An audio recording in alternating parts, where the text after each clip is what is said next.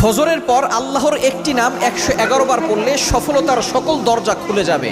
যদি কেউ বারবার ব্যর্থ হন, সকল যদি দরজাগুলো বন্ধ হয়ে যায়, তাহলে আপনি আল্লাহর একটি নাম পড়বেন। মনে রাখবেন, আল্লাহর এই গুণবাচক নাম পড়ে দোয়া করে আল্লাহ তাআলা সেই দোয়াটা কবুল করেন। আল্লাহ তাআলা নিজে বলে দিয়েছেন, কোরআন খুলেন, পবিত্র কোরআন কারীমের 9 নম্বর পারা 13 নম্বর পৃষ্ঠার 4 নম্বর লাইন, সূরা আরাফের 180 নম্বর আয়াতে রব্বুল আলামিন বলেন, ওয়ালিল্লাহিল আসমাউল হুসনা ফাদউহু বিহা।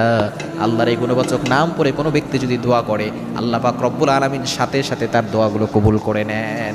এজন্য আল্লাহর এই গুণবাচক নামটা ফজরের নামাজের পরে আপনি পড়বেন।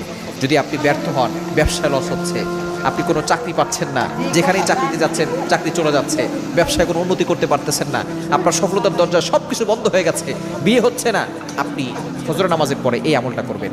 আল্লাহর গুণবাচক নাম হচ্ছে ইয়া ফাত্তাহু। ইয়া ফাত্তাহু, আপনি শুরুতে 3 বার দুরূদ শরীফ পড়বেন, শেষে 3 বার দুরূদ শরীফ পড়বেন, মাঝখানে ইয়া ফাত্তাহু 111 বার পরে আপনি আল্লাহর কাছে